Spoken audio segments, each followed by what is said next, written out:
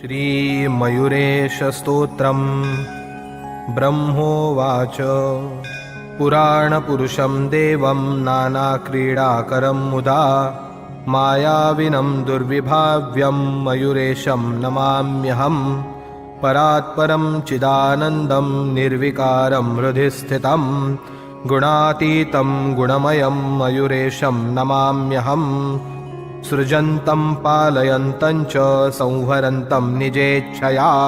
सर्वविघ्नहरं देवं मयूरेशं नमाम्यहं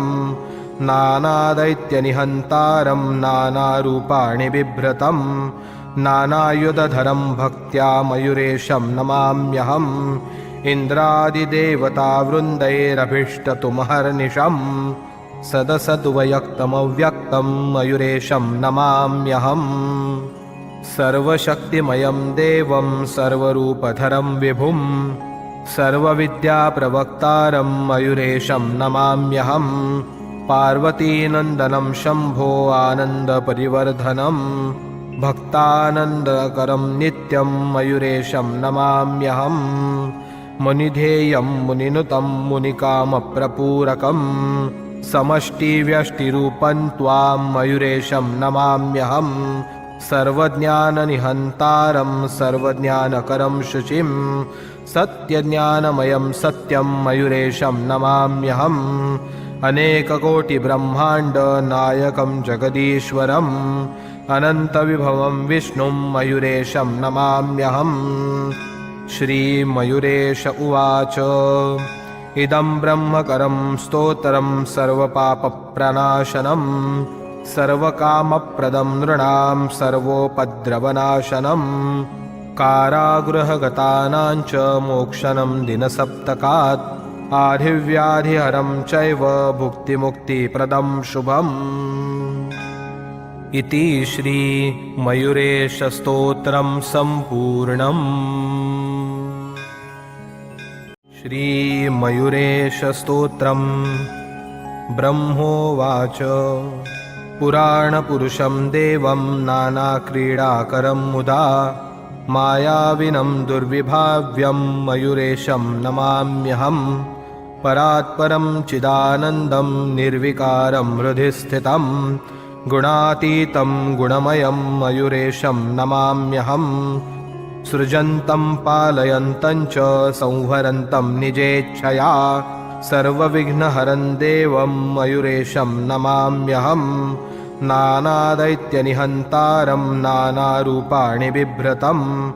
नानायुधधरं भक्त्या मयूरेशं नमाम्यहम् इन्द्रादिदेवतावृन्दैरभीष्टतुमहर्निशं सदसद्वयक्तमव्यक्तं मयूरेशं नमाम्यहम्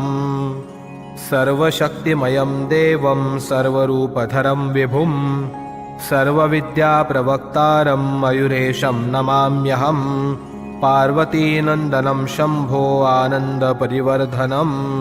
भक्तानन्दकरं नित्यं मयूरेशं नमाम्यहं मुनिधेयं मुनिनुतं मुनिकामप्रपूरकं समष्टिव्यष्टिरूपं त्वां मयूरेशं नमाम्यहं सर्वज्ञाननिहन्तारं सर्वज्ञानकरं शुचिं सत्यज्ञानमयं सत्यं मयूरेशं नमाम्यहम् अनेककोटिब्रह्माण्डनायकं जगदीश्वरम् अनन्तविभवं विष्णुं मयूरेशं नमाम्यहम् श्रीमयूरेश उवाच इदं ब्रह्मकरं स्तोत्रं सर्वपापप्रणाशनं सर्वकामप्रदं नृणां सर्वोपद्रवनाशनं कारागृहगतानां च मोक्षनं दिनसप्तकात् आधिव्याधिहरं चैव भुक्तिमुक्तिप्रदं शुभम् इति श्रीमयूरेशस्तोत्रं सम्पूर्णम्। श्रीमयूरेशस्तोत्रं ब्रह्मोवाच पुराणपुरुषं देवं नानाक्रीडाकरं मुदा मायाविनं दुर्विभाव्यं मयूरेशं नमाम्यहं परात्परं चिदानन्दं निर्विकारं हृदि स्थितं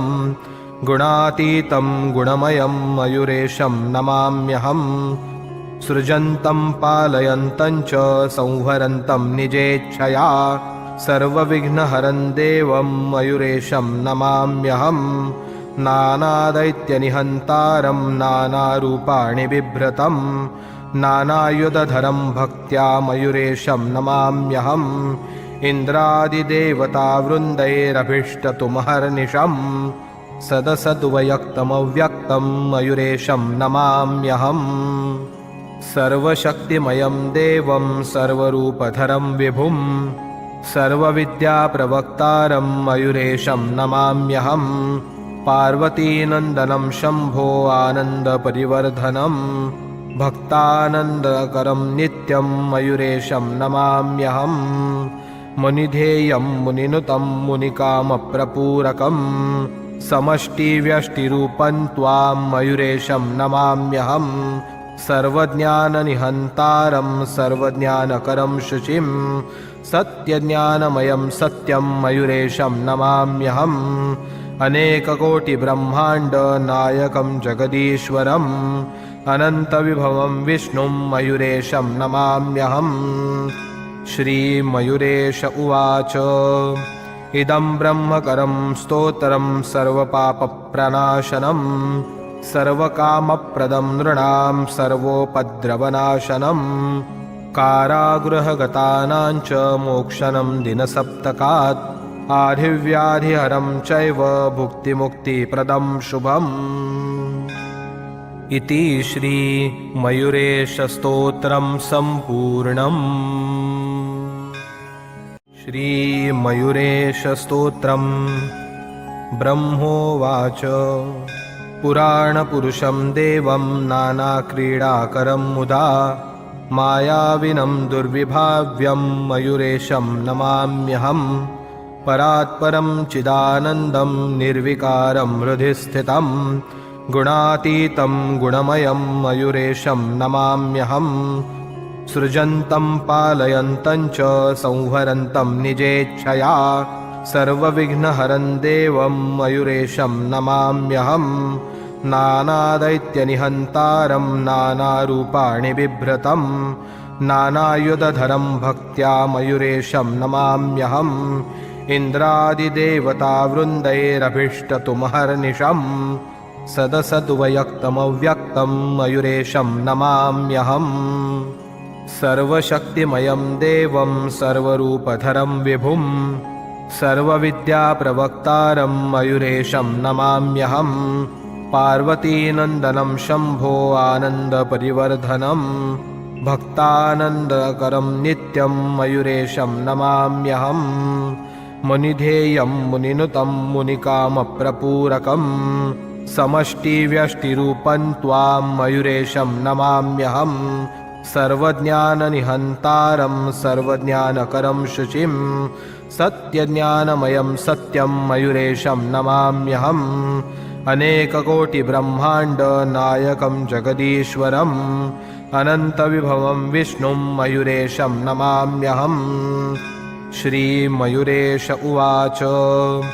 इदं ब्रह्मकरं स्तोत्रं सर्वपापप्रणाशनं सर्वकामप्रदं नृणां सर्वोपद्रवनाशनं कारागृहगतानां च मोक्षनं दिनसप्तकात् आधिव्याधिहरं चैव भुक्तिमुक्तिप्रदं शुभम् इति श्रीमयूरेशस्तोत्रं सम्पूर्णम् श्रीमयूरेशस्तोत्रं ब्रह्मोवाच पुराणपुरुषं देवं नानाक्रीडाकरं मुदा मायाविनं दुर्विभाव्यं मयूरेशं नमाम्यहम् परात्परं चिदानन्दं निर्विकारं हृदि स्थितं गुणातीतं गुणमयं मयूरेशं नमाम्यहम् सृजन्तं पालयन्तं च संहरन्तं निजेच्छया सर्वविघ्नहरं देवं मयूरेशं नमाम्यहम् नानादैत्यनिहन्तारं नानारूपाणि बिभ्रतं नानायुधधरं भक्त्या मयूरेशं नमाम्यहम् इन्द्रादिदेवतावृन्दैरभीष्टतुमहर्निशं सदसद्वयक्तमव्यक्तं मयूरेशं नमाम्यहम् सर्वशक्तिमयं देवं सर्वरूपधरं विभुं सर्वविद्याप्रवक्तारं मयूरेशं नमाम्यहम् पार्वतीनन्दनं शम्भो आनन्दपरिवर्धनं भक्तानन्दकरं नित्यं मयूरेशं नमाम्यहम् मुनिधेयं मुनिनुतं मुनिकामप्रपूरकं समष्टिव्यष्टिरूपं त्वां मयूरेशं नमाम्यहम् सर्वज्ञाननिहन्तारं सर्वज्ञानकरं शुचिं सत्यज्ञानमयं सत्यं मयूरेशं नमाम्यहम् अनेककोटिब्रह्माण्डनायकं जगदीश्वरम् अनन्तविभवं विष्णुं मयूरेशं नमाम्यहम् श्रीमयूरेश उवाच इदं ब्रह्मकरं स्तोत्रं सर्वपापप्रणाशनं सर्वकामप्रदं नृणां सर्वोपद्रवनाशनं कारागृहगतानां च मोक्षनं दिनसप्तकात् आधिव्याधिहरं चैव भुक्तिमुक्तिप्रदं शुभम् इति श्रीमयूरेशस्तोत्रं सम्पूर्णम्।